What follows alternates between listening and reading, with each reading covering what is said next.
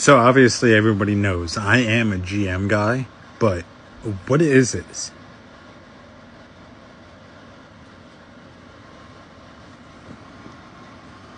That's what it looks like to me, the Crimson Chin situation, but I've never seen this.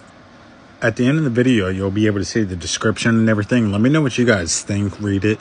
I literally have no idea what this truck is. Never seen it in a day in my life, so... Yep.